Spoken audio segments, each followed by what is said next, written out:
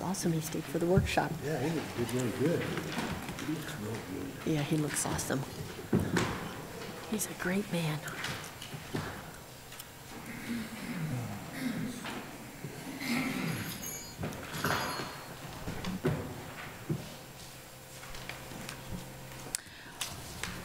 All right, I'd like to welcome you all to this evening's council meeting. The first item is the consent agenda, which is a listing of a group of items to be acted upon with a single motion and vote.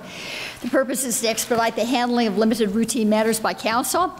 I will ask if a citizen or council member wishes to have any specific item removed from the consent agenda for discussion, and at that time, either a member of the public or a council member may request that an item be removed prior to the consent agenda and council or prior to council's vote.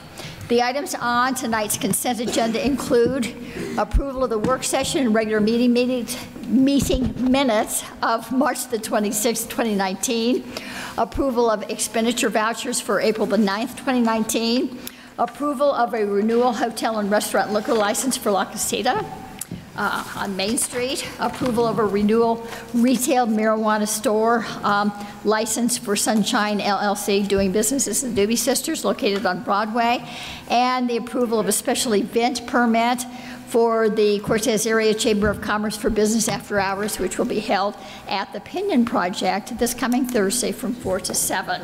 So at this time, does anybody wish to have any of these items from the consent agenda? I don't have anything. I don't. No. In that case, may I have a motion, please? Honorable Mayor, I make a motion to approve the consent agenda as presented with the addition of $52,062.88. Second. Lucero. Aye. Carlson. Aye. Keel. Aye. Betts. Aye. Noyes. Aye. Sheep. Aye. We do have a presentation this evening, the Vulnerability, Consequences, and Adaptation Planning Scenarios, VCAPs. Phil and Tracy are going to do that.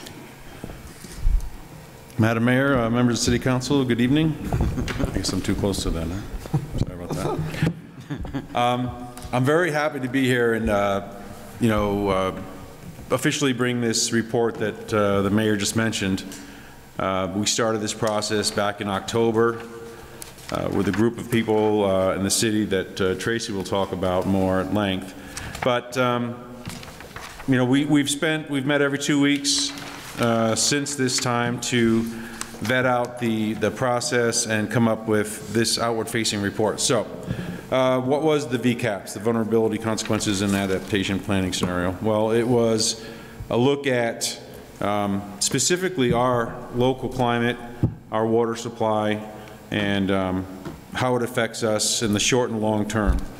We spent 2 half-day workshops with the Western Water Assessment, which is a university-based research program that looks at these vulnerabilities for climate variability and change with local agencies. They're based out of Boulder, Colorado, and they work in the 3 states, Colorado, Utah, and Wyoming. So, and this was really a good segue out of our conservation plan efforts, and it really kicked off a more vigorous side of that plan where it engaged us and made us think about what we really were up against and potentially how we could address those issues. So what we have in your packet is the executive summary of that VCAP report, and then the complete VCAP report, as well as appendices. So yeah, I'm just very happy that we're at this point where I can hand it off and we can put it on the website. We're going to roll it out tomorrow once you accept it, and we're going to be developing and growing our conservation website to incorporate all of the great things we talked about in our many, many meetings. So, Tracy, you want to chime in at all?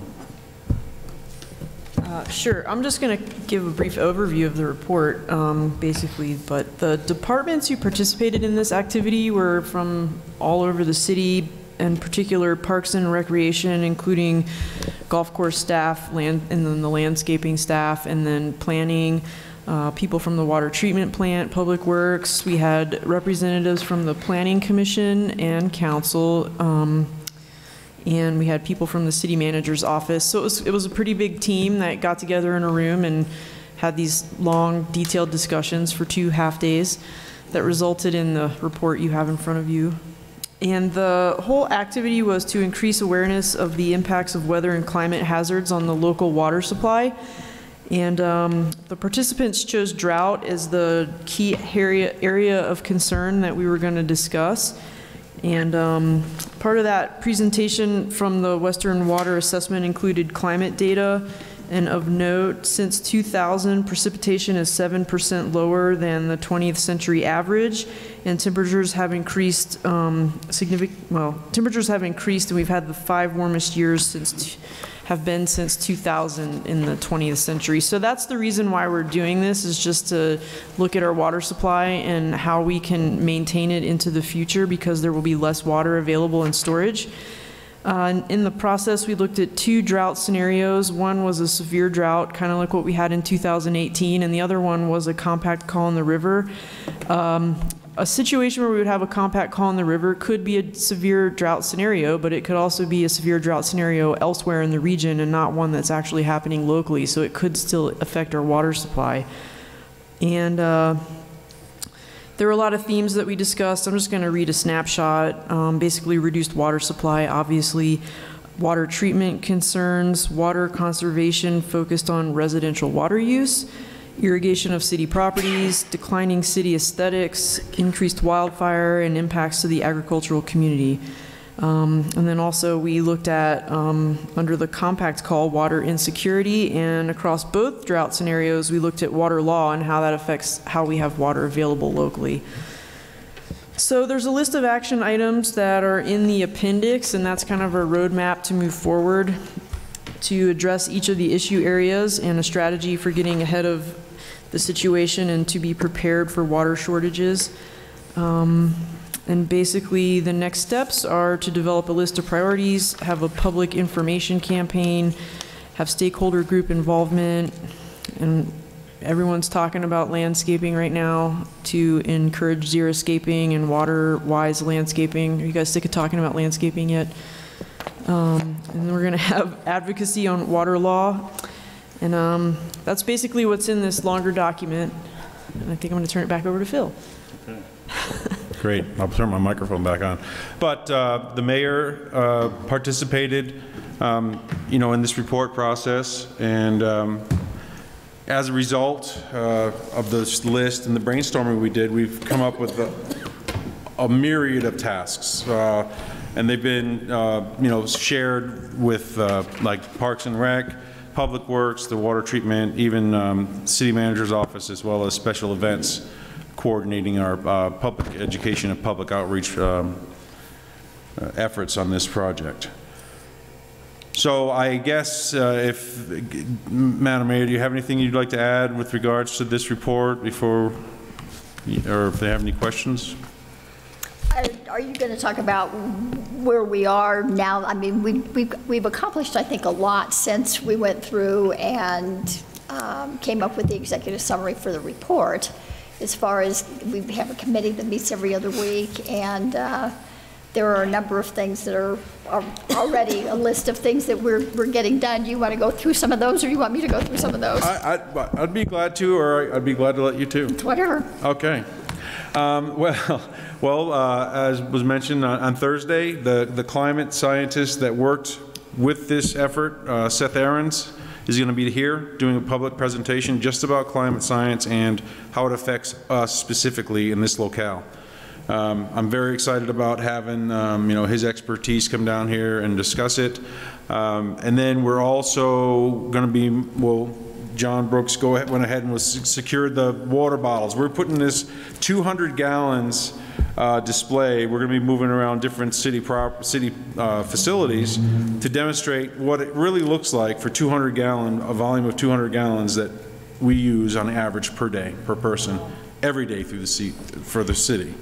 And Phil, let me stop you just a minute, because one of the things that Jim and I have had conversations about, that's 200 gallons per day that includes landscaping water. Oh, everything, no, yes. So you're not necessarily using 200 gallons of water per day during the winter months, but when you average it out, Right. including the landscaping, so that, in case Jim sees the display, be sure he knows that that's what it Right. represents.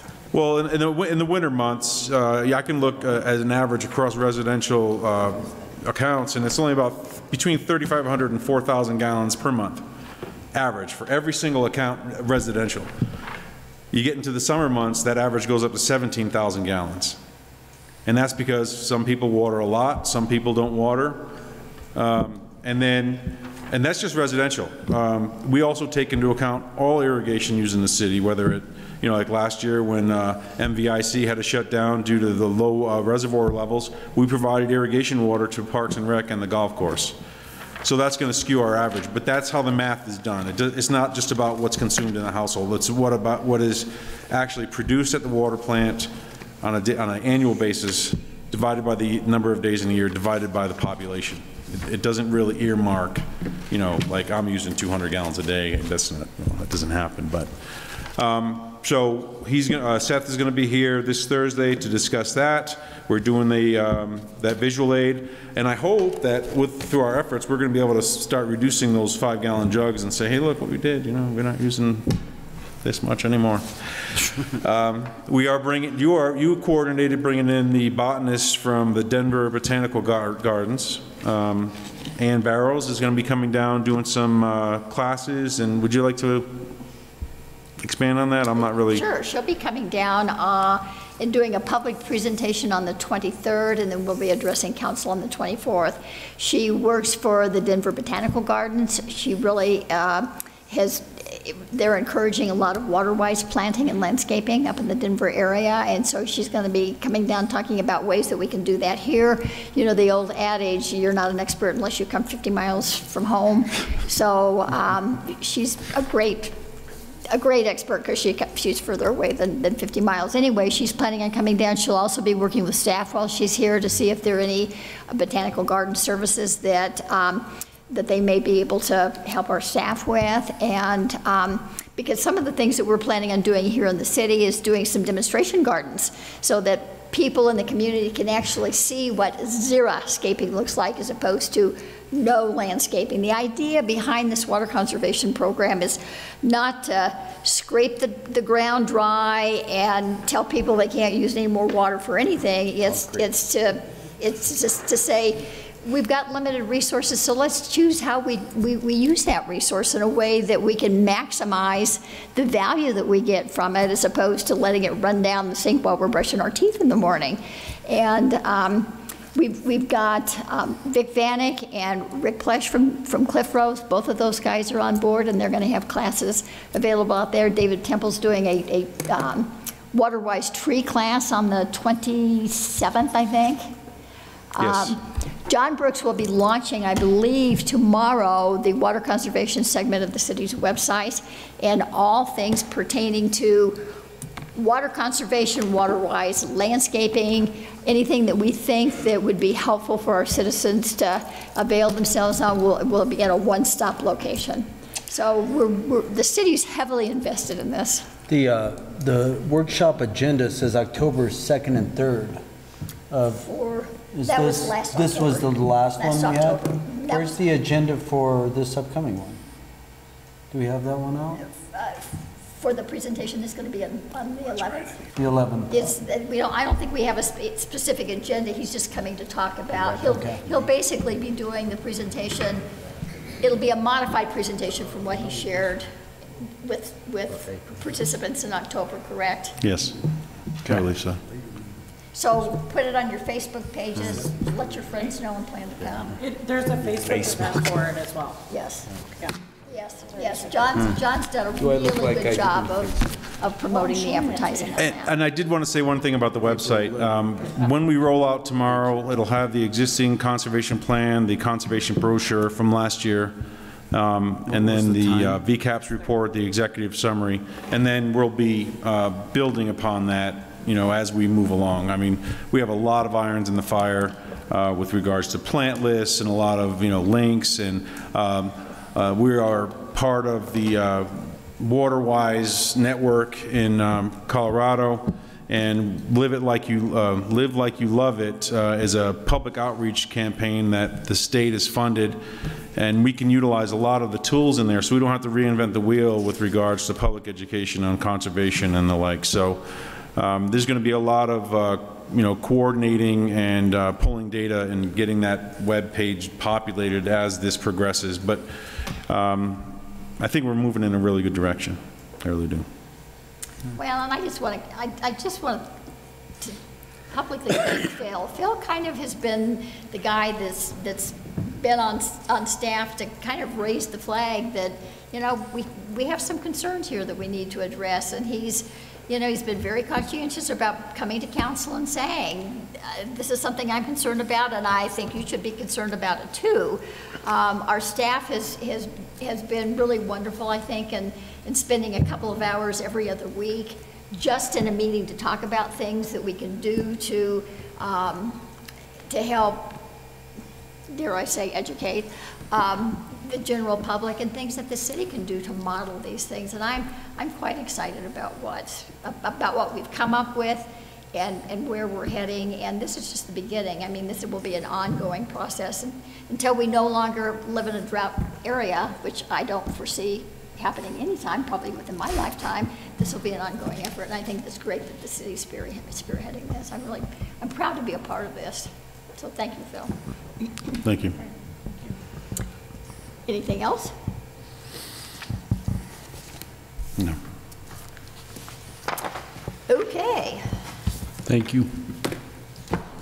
Public hearings, citizen participation. Is there anybody here that would like to address council at this time? You'll have one other time. Yes, if you'll state your name and address, sir, please. My name is Dan Peterson, and I live down McElmo Canyon, 15600 Road J.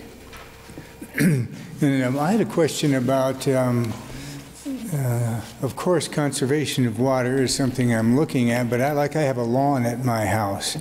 And I'm wondering, like I'm on a well, can I expect that I should be immediately, like this summer, forgetting about the lawn and doing some kind of other type of landscaping? And can I expect the water table to drop where I am getting water from?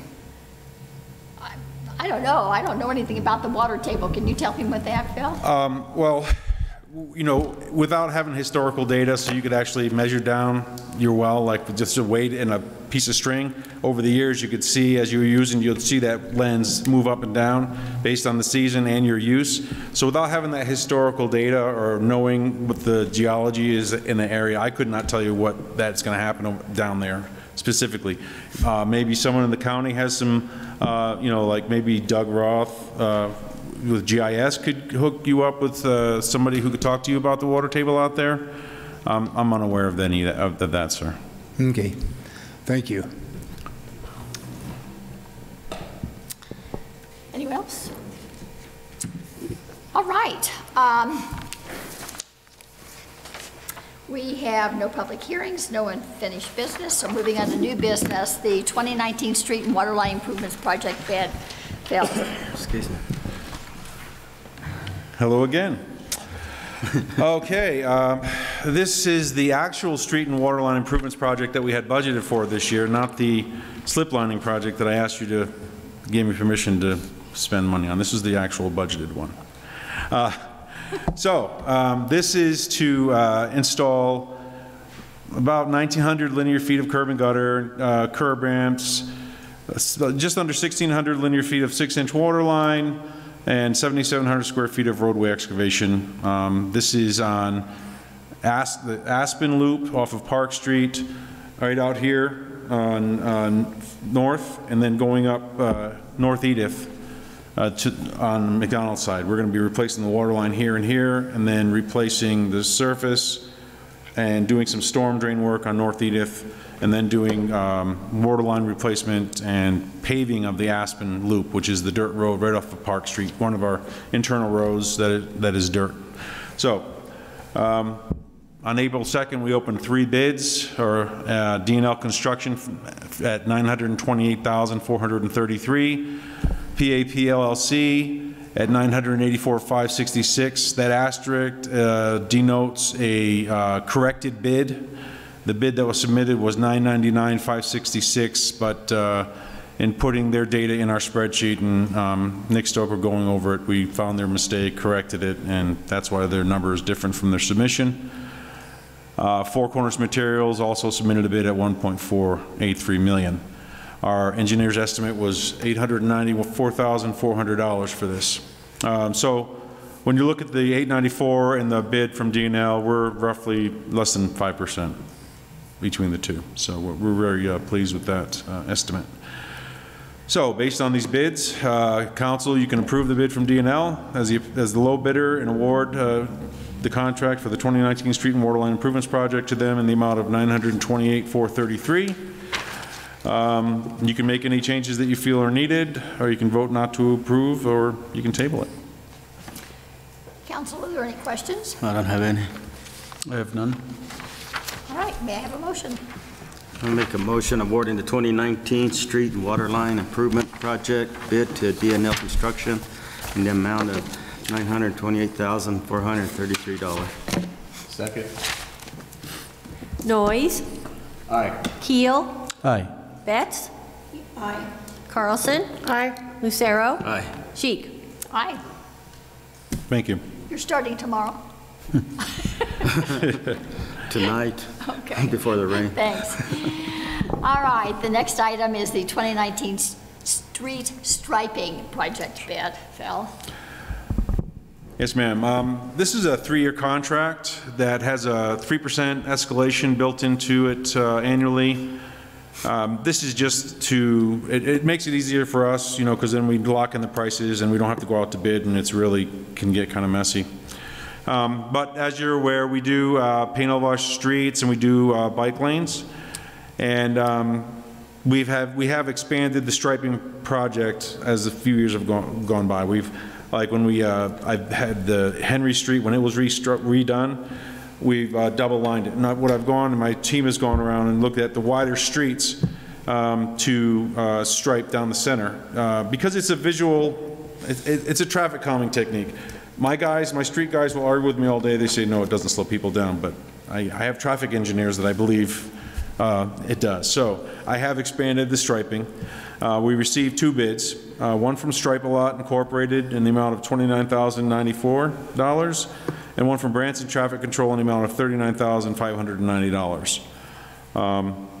And staff recommends that we award the project to Stripe-A-Lot Incorporated in the amount of $29,094 for 3 years with the noted increase in the contract documents. Questions? I don't have any. I have none. Okay, may I have a motion? Honorable Mayor, I make a motion to award the bid for the 2019 street striping project to Stripe-A-Lot Incorporated in the amount of $29,094 with the escalation clause for 3 years as noted in the contract document. Second. Betts? Aye. Noyes? Aye. Lucero? Aye. Carlson? Aye. Keel? Aye. Cheek? Aye. Thank you. Thanks, Phil. Good night. All right, Sam, the 2019 Weed and Trash Abatement Contract bid. Good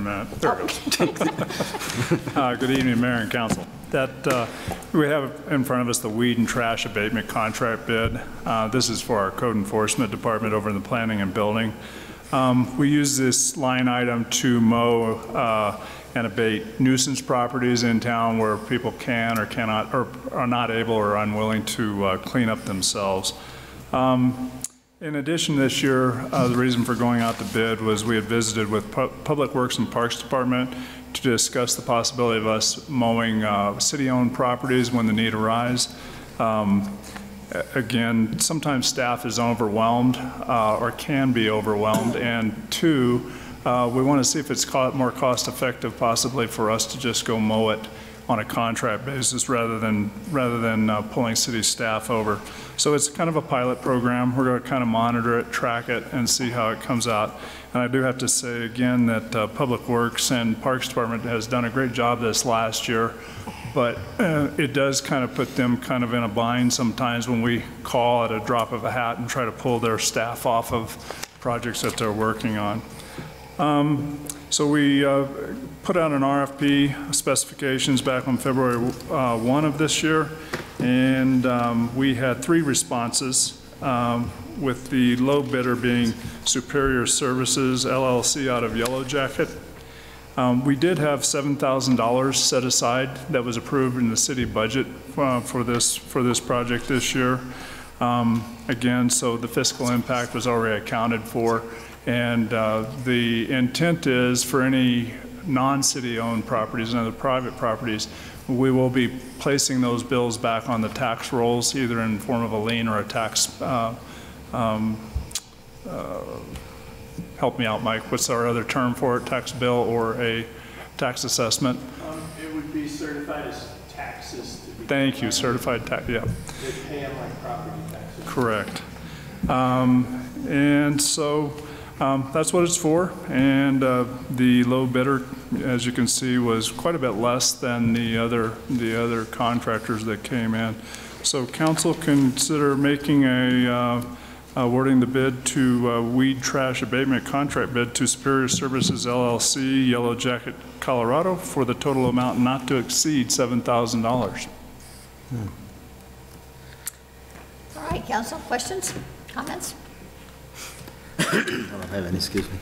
Yeah, but certain that they can meet the qualifications as much as the other higher bidders? That is the contract's the same all the way across the board, correct? That's correct. Okay. And well, and that was a question, and you'll notice you had a small email thread going in there. Right. So I generated, that was the first question that came to my mind.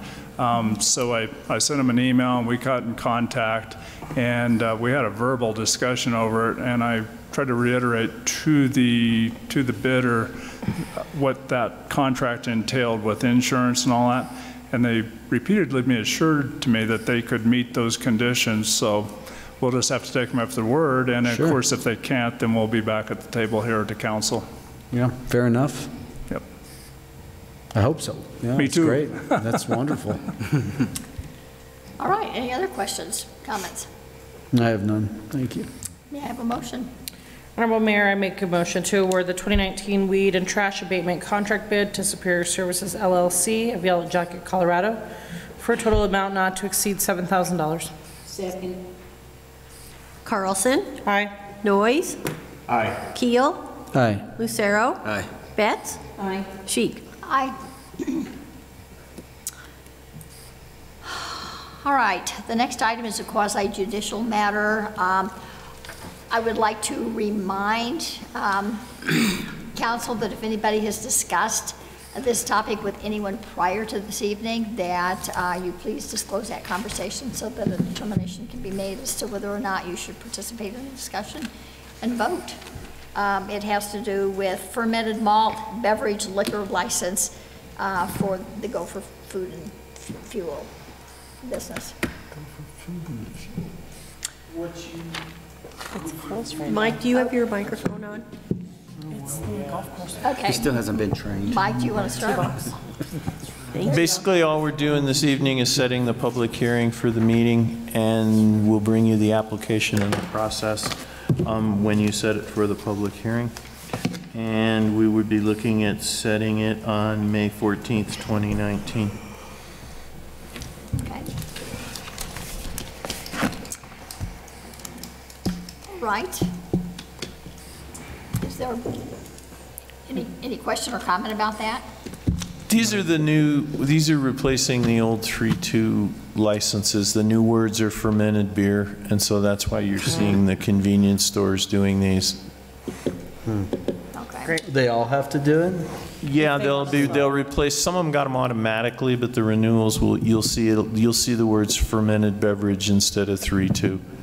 That's what we're replacing here. It's real beer. Blame the lawyers. All right, in that case, may I have a motion, please? Madam Council, or Madam Chair, I make a motion that we, okay. Got it? Oh. Did we set it for, yeah. That we set this for a hearing on the fermented malt beverages for Gopher at Paragon Business Investments on 5/14 of 19. And also, if it's possible, can we get set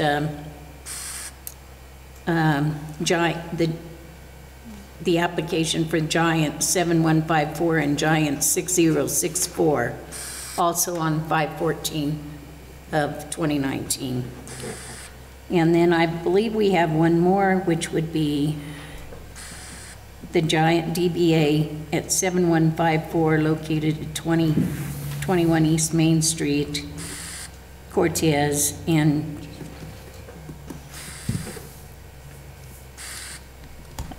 that's the only ones that I see now. So I think that's it. Can we set it so that we can discuss all of those on 5/14 of 19? I think that's combining the three, that's good. We can do that? Yeah. Okay. I second the motion then. We can't do it, okay. Okay, We can. Could we also set the neighborhood boundaries as well, just in the motion, please? we can, yeah. So do we need to remake this motion? No, just add that. We just need to add the neighborhood boundaries. Oh, and just Just add add on neighborhood boundaries to it. neighborhood boundaries, that's the city limits. Okay, and I guess I need to add in the neighborhood boundaries as the city limits. Thank you. Second. Keel, Aye. Carlson, Aye. Lucero, Aye. Betts, Aye. Noyes, Aye. Sheik. Aye. Thank you. Thanks, Sue, for speeding that up. All right, the 2019 City Facilities Backflow bid. Rick. Let me get turned on here. Honorable Mayor and City Council, good evening. Under the name of we done it to ourselves, the city passed an ordinance number 1225. Thanks, Rick. 2017 that requires backflow preventers be installed on all city facilities for water quality safety. This protects the city water system from contaminant or pollution due to backflow or back siphonage of contaminants or pollutants through the water system. No grandfather clauses exist. This particular project covers the parks and recreation facilities, including the outdoor restrooms, etc., library, police department, and airport facilities, the majority being in the Parks and Rec. To save money, the city is purchasing the backflow actual components to save money, and this contract is for installation of those issues. Specifications were drawn up, bids received on March 29th. We received 2 local bidders on that from our local licensed plumbers. Sparks Plumbing was the low bidder at $18,397, and Tuna Plumbing was $27,005. The city's materials cost going into this is $6,678.81, and each department would be responsible for their particular buildings. At issue is these items were not included in the 2019 budget and would need to be accounted for in the 2019 revised budget for each impacted department. And I might say we've been requiring this of all of our citizens in different commercial places, so we feel like we need to follow our own rules. All right, council, are there any questions about this? I have a question or two, but Phil already left. But the people that I've talked to that came and visit me on this when they're putting these backflows, they have lost a lot of pressure in their houses. I just wondered if is it city or is it the backflow? The one thing I can say to that I'm aware of is we asked that question in a meeting the other day for the residents. They accomplished the backflow function by way of the meter that the city has put in that has a double check valve in it. Perhaps that's a faulty check valve in that meter. This is separate from sprinkler system backflow preventers. But they don't have enough water pressure. They got to take, the neighbors need to take turns on each apartment, take a shower, I think.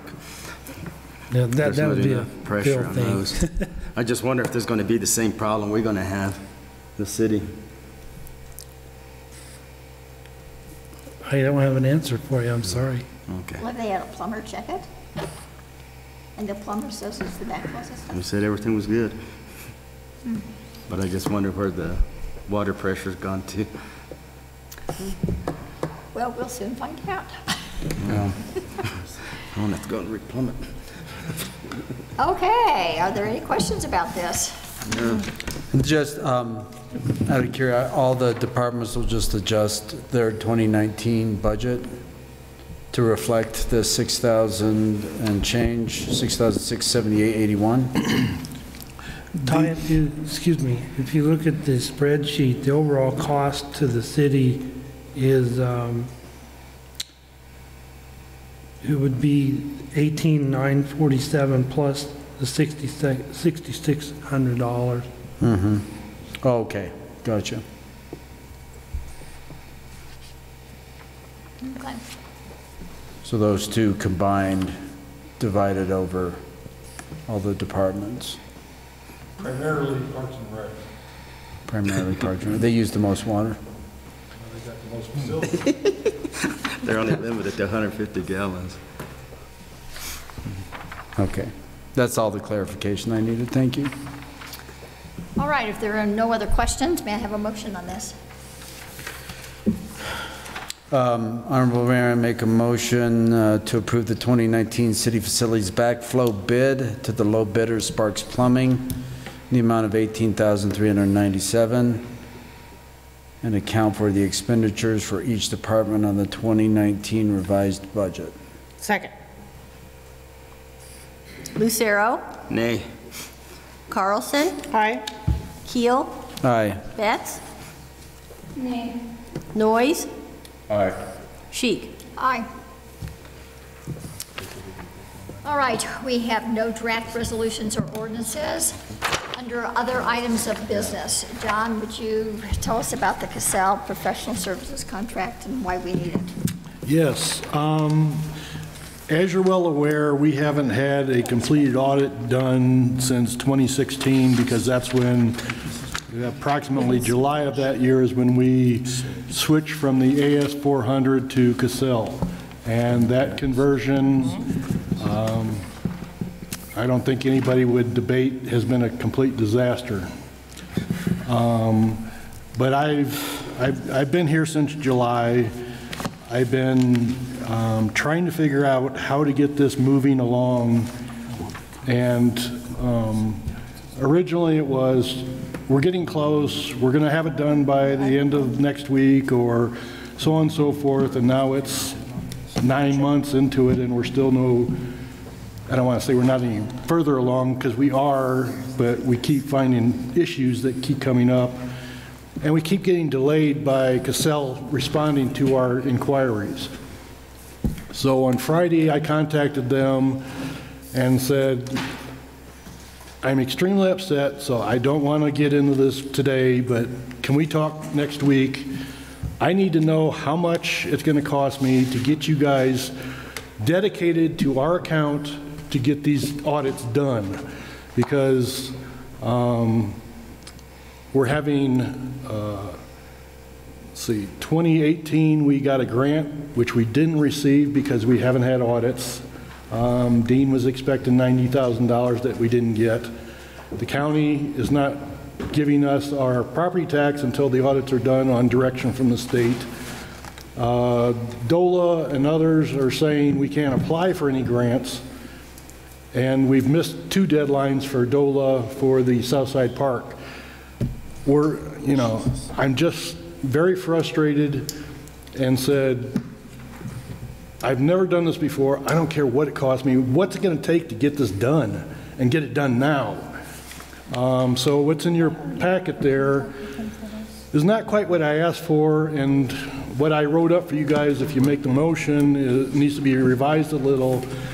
This supposedly will take care of 2016. I really find, and Ben does also, we both find it very hard to believe that they're going to be able to get this done in 20 hours. But we do need them on staff, or here, working on it. Ben and I talked again today.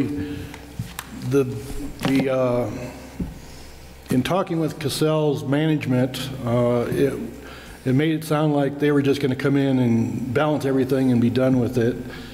And Ben is going to talk to them. That's just dandy, but it's not. We can go in and balance things and make it balanced, but we can't. We have to give something to the auditor explaining what we did and why we did it. So our feeling is it's going to take more than 20 hours to get this done. But they've also agreed to give us, at no cost, mini trainings is what they called it, for our staff. And Ben is going to be going to Cassell to get his training, but we thought it'd be a good idea that we're not using the system the way it should be. So we just thought it would be better to get staff retrained along with this process to just get it rolling. So I budgeted until 9 o'clock tonight, so I could talk for another 45 minutes. But the bottom line I'm asking the council is, and I know this sounds ridiculous, I would like a blank check to keep Cassell working so I don't have to delay this for 2 weeks to get it back to you to get more money approved. And I will keep you informed weekly as to the progress and how much has been spent. But the frustration is, today I was informed that our system is slow, so I will meet with Phil and IT tomorrow.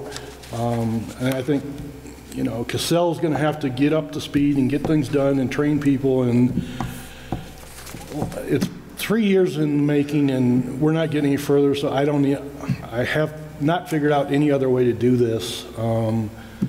I've talked to other people. The only other option I've ever come up with is rip Cassell out and start all over again, but that's going to be a disaster, even worse. Because if we take it out, we start back with before Cassell, because we've no point converting that to a mess. It's already a mess. So we would have to start in July of 2016 and re-enter everything, make sure it's right, and then re-enter everything since then. So this is the least expensive option I've been able to come up with, and I find it very distasteful, but... Can we do a cap on it? Pardon? I know you're talking about these 20 hours, but this doesn't cap it out. I mean, maybe I'm incorrect, but I remember this was something that was voted in when I was first elected to council in 2016, and it was promised as this wonderful revolution that was going to completely overhaul our financial system, and we've had nothing but problems. I understand why we don't want to just turn tail and go with somebody else, but I think that they owe us a little bit for all of the wonderful promises that have not been delivered upon in Cassell, and I'm asking if we can cap this. I understand you want a blank check. I'm not asking for a cap with you. I'm asking for a cap with Cassell. This is something that we already contracted to pay for, and it already should have been done, in my opinion. We have some ownership of the issues. We didn't, instead of when we brought the new software online, we didn't keep the other one operating to be sure that things were being done accurately, so we made some mistakes. Sure. And I understand that, but here's what I'm worried about. I get the hourly rate, I get their estimation. What if they come back and say, oh, hey, sorry, our bad, it took 200 hours?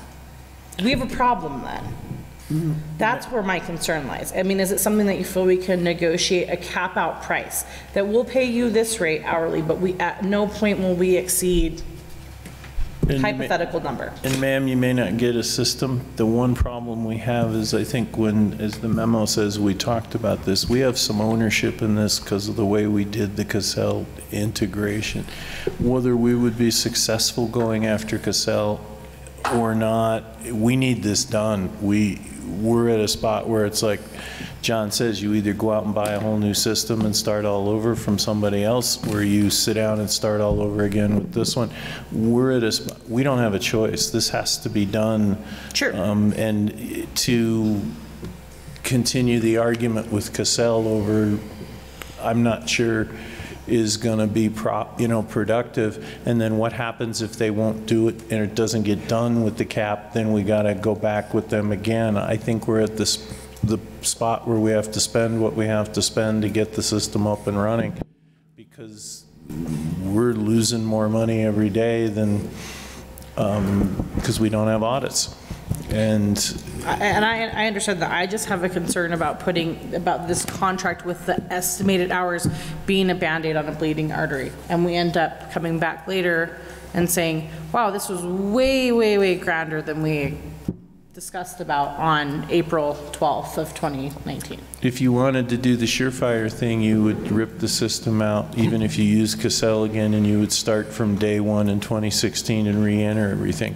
So, I mean, I don't know which is worse. We're at that point where we don't have the ability to try and figure things out anymore. We have to fix it whatever it takes, because we're not getting our monies that we need to run the city, and it's going to take something major to fix it. And then we can deal with Cassell afterwards, perhaps. But right now, yes, we are at a disadvantage, and it doesn't feel good, but we may be in a better bargaining position once we know exactly what the issues are. Once we know exactly what the issues are, then we can determine were the issues that were being inflicted on ourselves because we improperly installed the system, or were they faults in the software system? If they were faults in the software system or in the training that was given to us by Cassell, then we have a leg to stand on. We can go back to them and say, but if it was us. But see, that's the thing, with all due respect, if the people who are fixing the system are the people that are potentially our opponents, they're not going to give us that information. That's not something they're going to spoon feed to us. It's problematic. Are you recommending? I'm recommending the 3,500 and see where they're at after that. Here's what I would feel. I understand where John's coming from. I don't want John to be in a bind, but if they suddenly start demanding money, I think that, you know, I would be comfortable, and I'm just throwing out a hypothetical number, I'd be comfortable authorizing John to, without coming to council, $1,000 per incident that he can go ahead and utilize. But anything beyond that, I think we need to be looking at it and asking, why is it that we're getting this information? I mean, I know it's been coming, but 3 years later, I mean, they were supposed to monitor and oversee the implementation of this software. That was part of our contract. And whether we installed something improperly or not, I understand. But is that part of our contract? what my understanding was, when we went to do this, we cut a couple steps short that kind of cost us, and so we have some ownership in this that might wipe out their obligation, and that's what I can't tell until we get it fixed. And at this point, I'm starting to think our fiduciary duty to the citizens is overpowering whatever kind of legal argument we want to get into Cassell, because we're rapidly coming to a screeching halt here with money from the state and money from the county and money to run things, and you got a budget coming up. I know it's only April, but that's coming around, and we need this thing fixed. And I don't want Cassell to walk away from us because they're in the middle of something, but they got to stop because we can't pay them. And you know, like I say, which consequence is greater, Cassell taking us for more money or us not being able to get money and do the things we need to do because we don't have an audit? I think the second one is more important right now, and we have to fix it. Sure. I don't disagree that at some point, maybe, you know, John gives you a report at the next council meeting, and if you folks are disturbed by the amount of money he's spending, then you put a cap on it. You have that ability. But to say $1,000 increments, that means maybe on Wednesday afternoon at 2 o'clock they stop, because we're not going to pay them because we don't have any authority. And that's what I'm a little concerned about. This is a serious problem that I don't know that we can nickel and dime to fix. I think we're over a barrel, and we can put people over the barrel later maybe, but right now I don't have a lot of recommendations that I like making. We'd have to put this out to bid. We'd have to get new people to come in and do a whole new system, and that would take us however many months to get that proposed and then to start it again. I don't think anybody's proposing that, Mr. Green. I don't think anyone's proposed that. It's a concern about estimated and keeping it open where they can come and submit us a bill for $50,000 one week, and we just have to pay it. That's where my issue lies. I don't think anyone today at all has proposed walking away from this. It's the concern about the people who questionably may have some liability in this, having complete control over fixing it, and then asking us to just continue paying with no expectation of an end in sight. I think that's where the concern lies. Well, they're the only people who can fix it because it's proprietary to them, and so you can't even ask somebody else to come in and pay less money to them to get them to fix it. So that's one of the issues. They do have us over a barrel, and we're there. I mean, I'm not going to sugarcoat it. It's not a pleasant feeling I'm having telling you this, okay? But we're at that stage where, now maybe if you want to give John a number like 25,000, he can't spend any more than that without coming back to you, or 20,000 or something like that. But $1,000 increments is not gonna work. You know, I mean, we revisit it if he spends 15,000. I don't, you know, pick a number like that that lets us make some progress. Well, how did this number come about, minimum of 3,500? It's a guess. It's an estimate that they're telling us. With Cassell, right? That's my understanding, ma'am. It's what Cassell says it'll take minimum to fix it. And Cassell's been working on this all along, but like I said, neither Ben or I believe that's an accurate estimate of what it's going to take them. If, like I said, if they're just planning on coming in and saying, okay, just move the money over here and everything balances, that may be done in whatever this is, but it's not going to be, there's a problem, fix it, so in 17 and 18 and 19, it doesn't just continue to be that same problem. So I had a few questions to kind of, on this. I know, is Kathy still helping out on this from time to time? Kathy has gone through the money that council allocated, and she's still coming in to work on it as she can. Right, okay. Another thing is this something that could have been avoided? I mean, Mike probably knows. I'm new to council still pretty much. Back in 2017, 2016. It definitely could have and should have been avoided. It should have been running both systems side by side until all the kinks are worked out. That's the way it's normally done. My understanding, and I'm not throwing anybody under the bus, but it's my understanding that my predecessor was told it would take $10,000. He said, I'm not spending that money. Now you see where we are. We've spent way more than that, and we still haven't got anything. Penny wise, pound foolish fits this one real perfect. And Kathy explained it to council, and I think it was some of you, if not all of you. She gave 2 or 3 reasons why things had been problematic in implementing this. One was not running the system side by side. One was the new water billing system. And one was just her and budgets and things. And so, like I say, we have some ownership in this, and maybe the recommendation is you put a cap of 20,000 on what Phil can, or John can spend, and something like that. But I think you need to give him enough leeway to get into this thing really deep and get it worked out. Because if Cassell won't fix it, we're pretty much, as I understand it, going to throw Cassell away and go buy a whole new system and start all over again. And so Has that been mentioned by Cassell that they are incapable of fixing their own system, that we're, again, going to pay them more money for it? They will not admit that, no. No. They essentially say it was in the conversion where all the problems were, and I think they're 90% probably accurate. And they know how to fix those conversions? They better, it's their system. They're the only ones we can get to fix the system. Like I say, it's proprietary and licensed, and so I can't go down and get an IT guy from someplace else to even be able to enter into it to work on it. You know, hindsight being, hindsight's always 20/20, but I do feel that 2016 was long enough ago that this should have been on our radar a little sooner. And I think that's what's the most disturbing for me as a councilman. It's an embarrassment, and I want this fixed, obviously, immediately.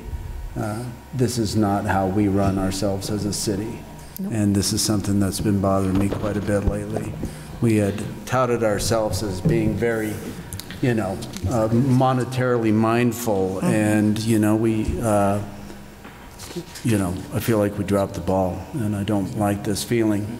That being said, I can't do anything about that in the past.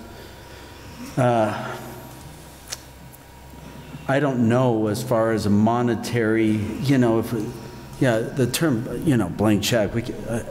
I don't know how we even come to terms with blank check on this. We have no bearing on how much money this is going to take. Like none, and that's disturbing. For Cassell to be like, we don't know. I mean, it's their system. They should know how much it's going to cost to fix their system. I mean, that is. The problem is that until they actually get down here and look and see what the issues are, what's been going on for how many months now? Ben has spent. I know.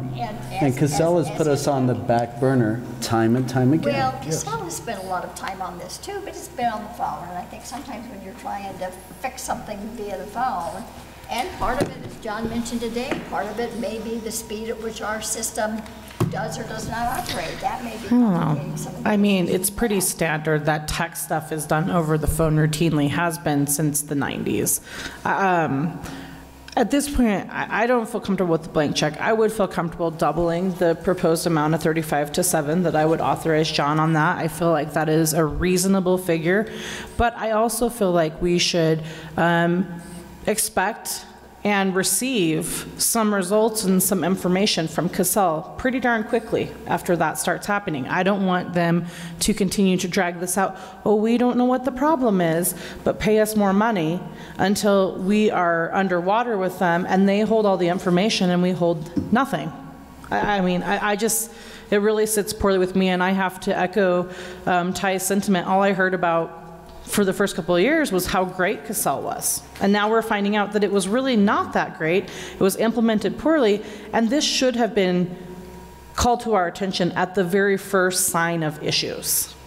Because there was probably some sort of warranty or guarantee that we probably could have utilized, and if we had known about it, we could have taken advantage of that. But now we are over a barrel, as everyone has said. So, like I said, I would be okay with doubling the 3,500 to 7, but at this point, I don't feel comfortable doing a blank check. I don't trust that. I'm comfortable using whatever funds are necessary, but I would like to make clear that I'd like those funds to come out of the city council's budget. I don't want any other departments to feel the pinch on this. I think that the city council, I'm not sure where we are at, where our budget is, but I think it's healthy right now, and I think that we might have to make some tough decisions come next year about where we can and can't spend money from a philanthropic standpoint as a council. But I would like this money to come from our city council budget. That being said, so if I guess I'm in a little bit, if we did go over 7,000, that's fine, but the money needs to come out of our budget. I counter that rather than I mean, I don't care. If the best place to take it out of the budget is the city council's budget, I don't have a problem with that. But if there are other places that it can be, the truth is, the pot of money belongs to the city and the citizens of this community. If there's a better place to be able to find those resources without pinching other programs, then I say we do that, and I would turn that over to staff to make that decision. I don't know that we necessarily have to make a decision tonight as to whose budget the money comes out of. It's just that the money needs to be approved so that the job can get done. But yeah, a few months ago, we wringed our necks balancing our budget, and I don't want to put staff through that again. I'm just trying to cut to the quick and say, listen, if we need to exceed $7,000, then let it come out of city council's budget, whatever that means. Responsibility, so to speak, as council, that, you know, you wouldn't penalize Parks and Recs for something that Public Works did. You know what I mean? And I don't think he's saying that. There we go. That, I mean, I get what he's saying, and you can't point the finger, you know, and say this is exactly when it happened. This is, I mean, it sounds like it happened, but you know, over a period of time. But it's before my time here. But I still agree with him. You know, we're the ones that people are looking at, saying, "Hey, this is the council. Let this happen," so to speak, for whatever reason. I could forego a couple of dinners. Hey, I tried them last time, you guys. Nobody wanted to cut out the dinners. Yeah. To what extent, and I'm sure you can help us clarify what that would look like, but that's my stance on it. So, you know, for lack of a better term, the blank check, I guess, would apply to my position. However, I would like to make sure that that money comes only from city council's budget. How much are you going to go to finish your motion? I didn't make a motion. I'm saying that's just my opinion as of now. I was hoping to hear from the rest of council on this as well. Orly? I'd say we get it done. I mean, it's dragging on and dragging on. I mean, if we have a chance to hopefully get it done, cut our losses, and let's look forward. This is a nagging problem that we shouldn't have had. And I'm going this way. I think you just need to get, I think that we just need to get it done, and I think that if John needs more than the 3,500, that we go on ahead and at least give him the leeway up to, say, 10,000. After that, I think then he needs to be contacting us, but no more than 10,000. As long as we have some... Because you'll have a heads up. I mean, you'll be able to see what the trajectory of this thing is. I'll keep a running total and keep you informed weekly where the progress is, where we stand, and how much, if I can get it out of them, how much longer they anticipate it would take them. But I talked to Ben today, and he said his plan is he wants daily briefings, what they're going to do, how long they expect it to take, and at the end of the day, did we get it accomplished, and how much closer are we to getting this done? He's going to hold their feet to the fire daily. He wants these reports from them. I'll make a motion. I move to authorize the city manager to sign the contract presented for Cassell to complete the 2016 financial software work so the audit can be completed. Furthermore, I move to authorize the city manager to spend the necessary funds from the city council's budget to complete all outstanding audit reports, keeping the council informed at each step of the way. Second. Noyes. Aye. Keel. Aye. Betts. Aye. Carlson. Aye. Lucero. Aye. Sheik. Aye.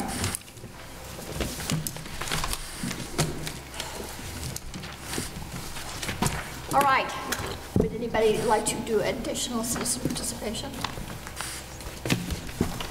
Okay. No city manager, attorney's report, city manager's update. I guess my update will be in this week's weekly report because it's not been made official yet, and I don't want to broadcast it before that party has made it clear their intentions. It hasn't, well, it kind of does with the city, but not really. It's an outside organization that is folding. And we are members and we will get our money back, but we're the only ones who have paid this year, so that's part of the reason why they're having their financial problems. Okay. And I also, the other thing, this morning Russ gave me a report on the airport.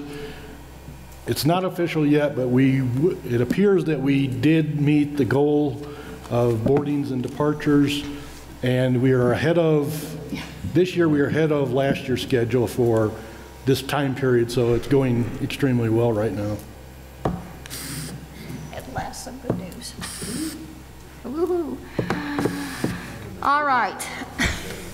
Has anybody been to a meeting? I went to our first Golf Advisory Board meeting, getting things just kicked off. Weather had slowed down early participation, but looking at the parking lot the past couple of days, it looked like the uptick was very noticeable. Course was beautiful. Excited about the amount of water that we're going to have available. Tournaments are already starting to get underway. The new clubhouse has a new floor that looks outstanding. And as usual, you know, Mike and Annette have that place hopping, and our great maintenance crew out there, you know, does an outstanding job. So it's looking so far like it's going to be a great year. Great, good. Okay, anybody else? I went to a historic preservation meeting, and right now they're working on getting their date for May set up for their walks. And they figure that they're going to do 3 walks, 10, 1, and 3, I believe. And I think they're going to try and do one using the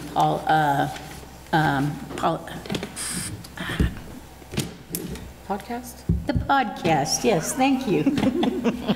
I just kind of lost that word somewhere. That's okay. And anyway, so they've been working on that.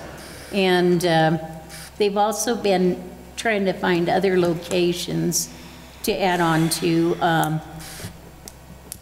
We added a couple of them that into our notes up on the north side of town, but if you guys have any suggestions for one, you know, on North Main or south of Main, if it's, you know, something that looks old, or you know that it's old, if you let me know, I'll let them know at the next meeting, because we are trying to pick up new ones. And that's about all. Cool.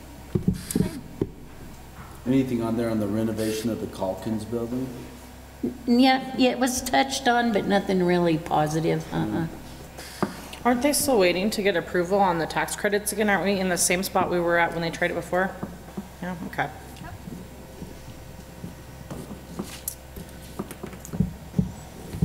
All right, any other committees? Okay, report from the workshop today. We had some discussion on, just a general discussion on naming of memorials, city parks, and other city facilities, just to be sure that the decisions that were made several years ago are still, that council is still okay with those. There will be some conversations with the Lindsay family after they come home and have a chance to kind of settle in a little bit.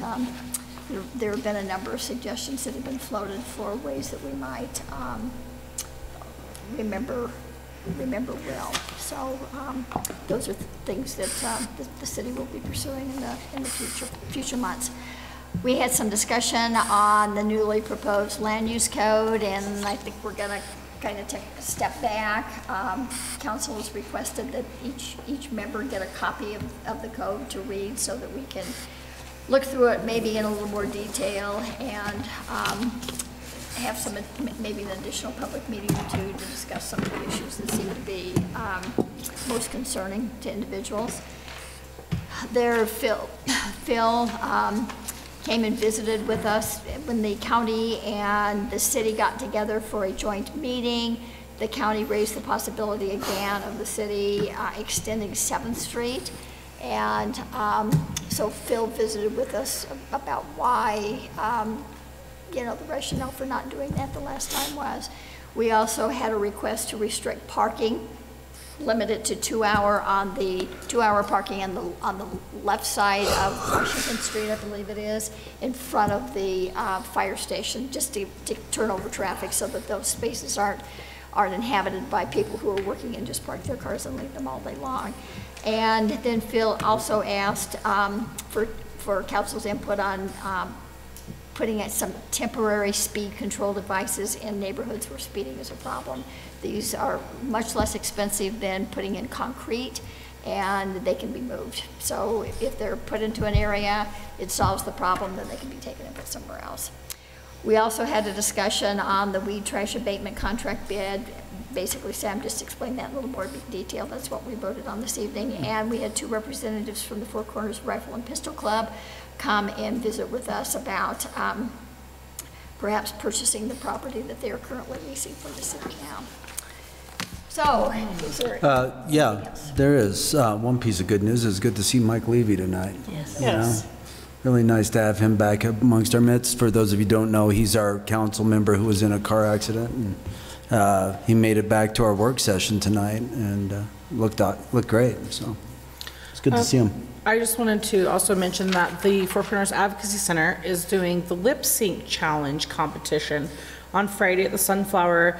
It does benefit the Nest, which provides excellent services to abused children in this area.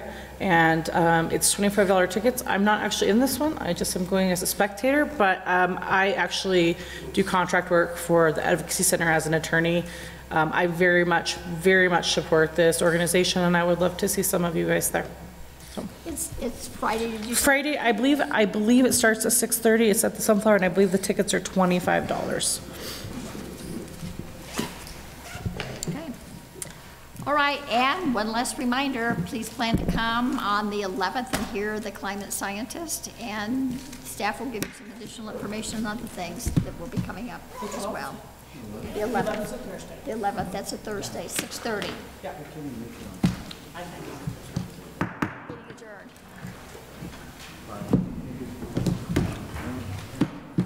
John, I'm still Gotta catch Jill before she... Behind the scenes.